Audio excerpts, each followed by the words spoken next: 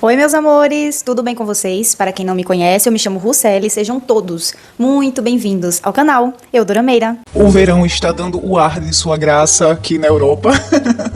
E aí, meus amores, começou a temporada onde finalmente vou poder aparecer aqui sem aquele monte de roupa para frio de casaco, gente, ainda bem.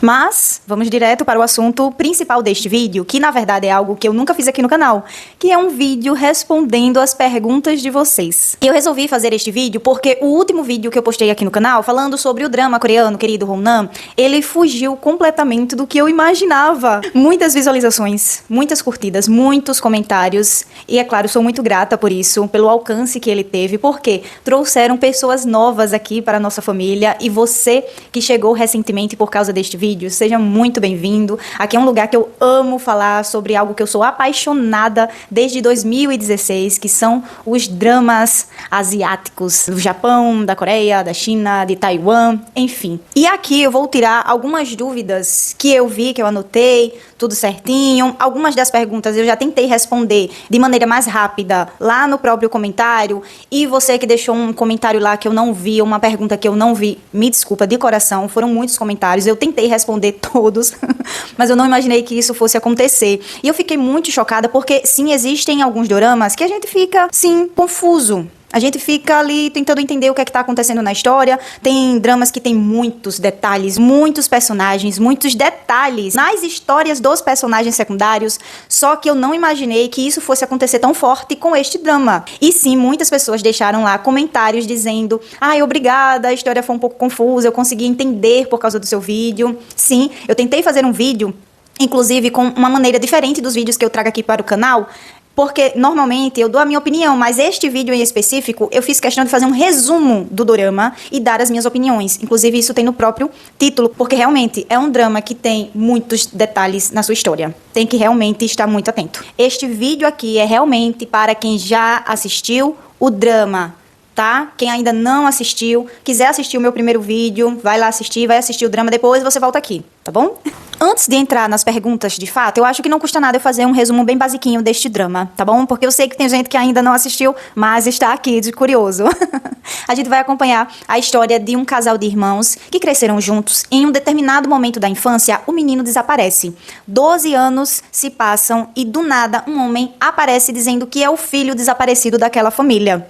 Será mesmo que ele é um impostor? E aí começa uma confusão na vida de todo mundo, inclusive da própria irmã, para saber se de fato aquele é o seu irmão. Só que tem um pequeno, grande problema. Ela começa a se apaixonar por ele. E agora vai uma sinopse do final. A gente descobre que de fato ele realmente não é o irmão da protagonista. Na verdade, ele está ali para cumprir uma missão. Ele foi criado por uma mulher que é a ex-amante do pai daquela família para se vingar. Só que nesse meio tempo ele também começa a se apaixonar pela protagonista. Só que no meio tempo que acontece tudo isso, este drama familiar, a gente vê que outras crianças estão desaparecendo ali naquela comunidade. E aí a gente vai ver que, na verdade, é o grão príncipe daquele reino que está por trás, porque ele é lunático, quer fazer um ritual com várias crianças para se tornar um deus.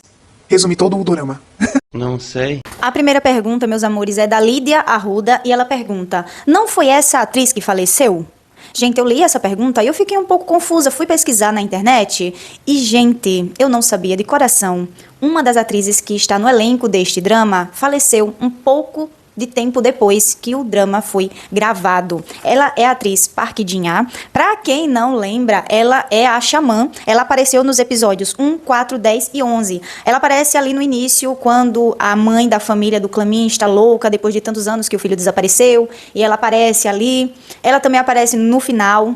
A gente descobre que foi a querida, né? A desquerida, uma pequena vilã ali da trama. Ela viu o filho verdadeiro, Honam, caído no chão. Ele tinha batido com a cabeça em uma pedra e ela pede para que joguem o corpo dele no poço que fica ali na casa da família. Apesar dela aparecer pouco, ela tem uma participação relevante na história deste drama. A próxima pergunta que eu vou responder é da Ana Silva e ela escreveu: eu queria entender mais sobre a tatuagem feita nas costas dele. Poderia me explicar melhor?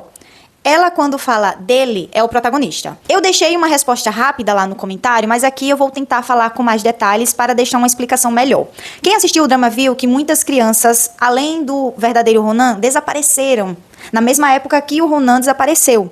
Algumas dessas crianças foram sequestradas para serem vendidas para pessoas que iriam usá-las ao seu bel prazer. Já outras crianças que desapareceram foram sequestradas a mando do Grão-Príncipe, que era um cara lunático que acreditava que se ele fizesse um determinado ritual, ele iria evoluir, ascender, se tornar um ser humano superior com poderes, uma aura extraordinária, um deus, por assim dizer.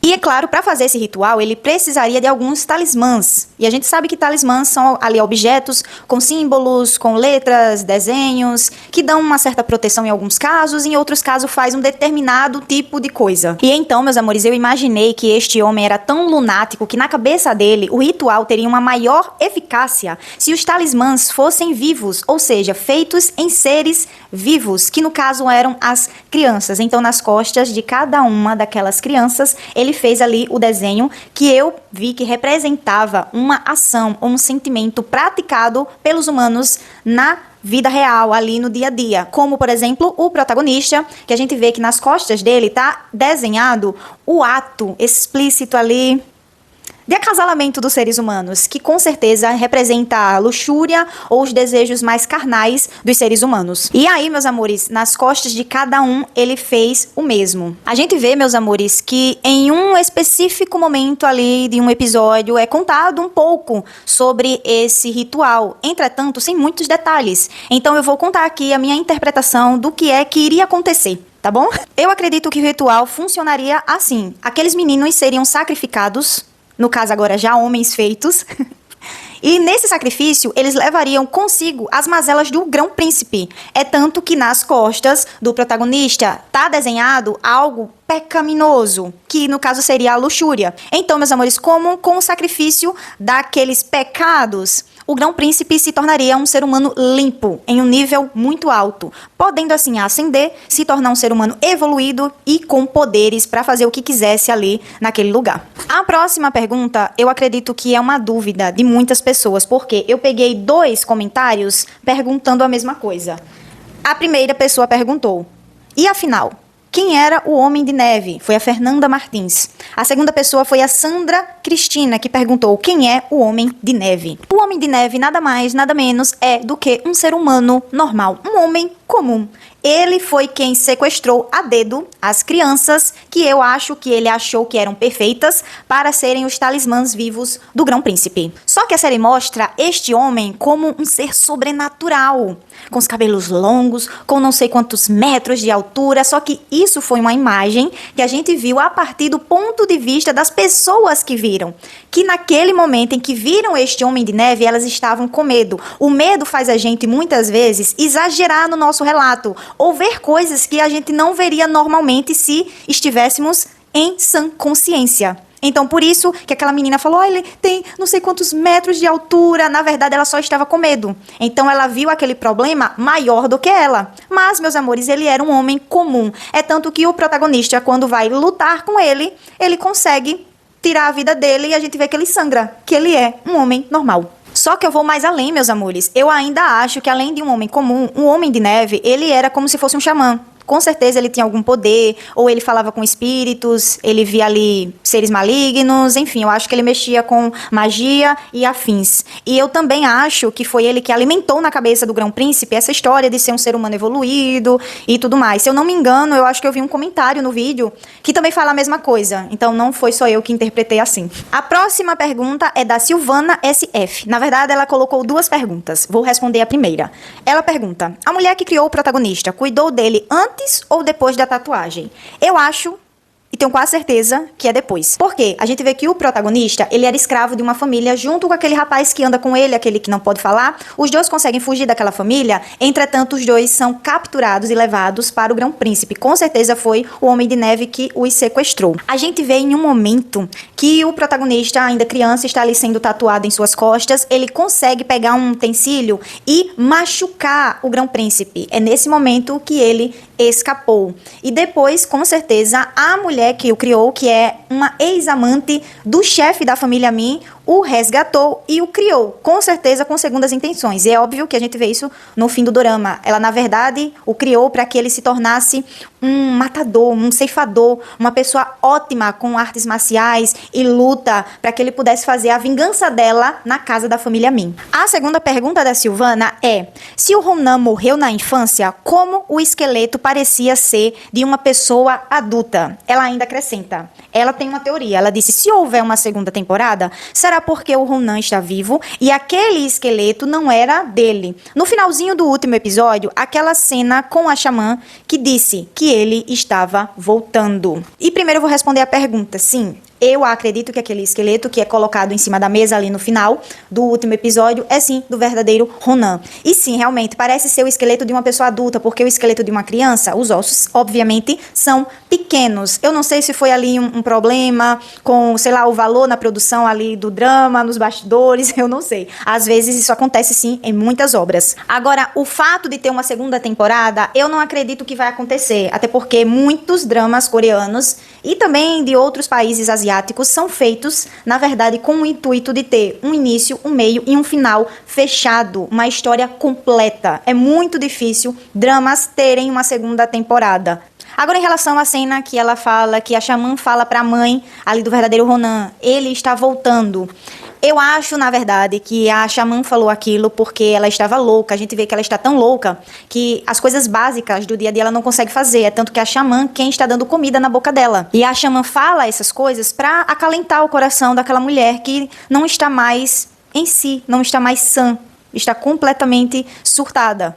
A mãe pergunta: o Ronan vai voltar? Ela disse sim, ele está voltando. Aí a mãe pergunta novamente: quando? E ela fala: calma, ele vai voltar já já. Então assim, na verdade, ela falou isso não porque ele vai voltar de fato. O Ronan morreu de fato. Aqueles ossos ali é do verdadeiro Ronan. Só que a xamã tenta acalentá-la, ver aquele estado dela e tenta não deixar pior. Pelo menos até o último dia de vida daquela mulher. A última pergunta, meus amores, na verdade eu vou jogar aqui para vocês, essa bomba, porque eu não entendi. Por favor, quem entendeu, responde aqui nos comentários. A pessoa que escreveu, o perfil se chama El Viaje del Inconsciente. Acredito que é em espanhol. A pessoa escreveu: gente, uma dúvida. Quem era a mestre principal? A feiticeira? Não sei se perdi. Eu não entendi. A pessoa continua. A mãe do jovem mestre, A pessoa continua. A mãe do jovem mestre, ele chamava de mestre, mas tinha um mestre oculto que dava as infos. É aquela senhora que aparece no começo? Quero tirar essa dúvida. Querido ou querida, você deixou uma dúvida na minha cabeça. Como eu vou responder a sua? Você tem que responder a minha. Você tem que explicar melhor aí. Enfim, meus amores, eu não consegui entender muito bem o que essa pessoa quis perguntar. Mas assim, quando essa pessoa pergunta quem era a mestre principal, a feiticeira, eu não entendi muito bem, porque assim, a mestre principal da vingança é a ex-amante do pai daquela família. Agora, a xamã que trabalhava ali para aquela família, eu acho que foi que essa pessoa se referiu como feiticeira. Eu não entendi qual é a pessoa que esta pessoa quer saber. E aí, no final, essa pessoa fala assim: a mãe do jovem mestre, ele chamava de mestre. Ele quem? O protagonista chamava a mãe de mestre? Ele chamava ela de mãe também. Mas tinha um mestre oculto que dava as infos. Gente, eu não consegui entender, desculpa mesmo, de coração. E a pessoa ainda pergunta: é aquela senhora que aparece no começo? Eu não sei se essa pessoa quis dizer que a xamã que trabalhava para a família dava as informações sobre a família para a ex-amante do pai daquela família. Foi isso? Ah, me desculpa, eu não consegui entender nada. Chegamos a mais um final de vídeo aqui no canal, meus amores. Essas foram algumas das perguntas que eu vi no último vídeo. Mas se você tiver mais alguma dúvida, coloca aqui nos comentários. Se eu conseguir, eu vou responder. Mas é isso. Se vocês gostaram, deixa o like e até o próximo vídeo, meus amores. Um beijo e tchau!